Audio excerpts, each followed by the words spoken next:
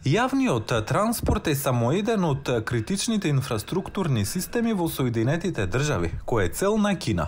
Ова им го кажа на законодавците директорот на FBI Кристофер Вреј. Кинеските хакери се позиционираат на американската инфраструктура за подготовка да направат хаос и да предизвикаат штета во реалниот свет на американските граѓани и заедници, ако Кина одлучи дека е дојдено време за удар. Кина претходно ги отфрли обвинувањата за хакирање на САД како неосновани.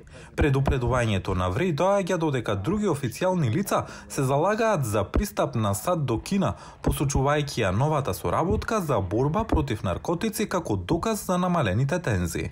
Двете страни исто така започнаа разговори за вештачката интелигенција и го продолжија контактот меѓу нивните војски.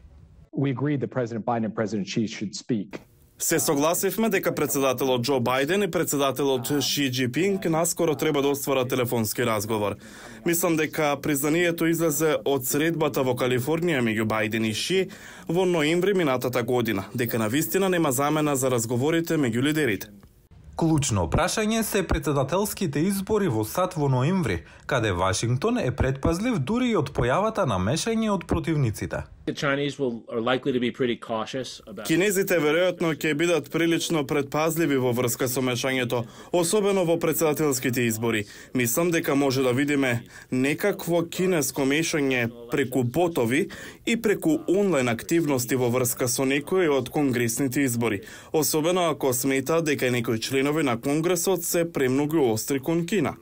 Дали председателот Ши Џипинг му ветил на председателот Џо Бајден во ноември дека Кина нема да се меша во изборите во САД е нешто што координаторот за стратешки комуникации на Националниот совет за безбедност Џон Кирби одби да потврди.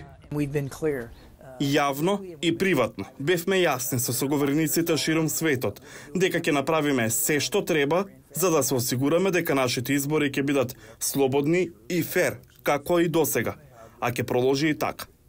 Настрана од потенцијалот за нови провокации по турбулентниот период минатата година во кој Кина испрати балони за да ги шпионира Соединетите Американски држави, односите во голема мера се стабилизираа. Имаше многу активни потези од страна на администрацијата на Бајден, од страна на американската влада да се обидат да најдат точки на смиреност каде што Кина може да се вклучи. И од страна на Кина се чини дека постои подготвеност што ја немаше пред 1 или 2 години. Спокојството што администрацијата сака да го зачува со војна на Блискиот Исток што може да се прошири.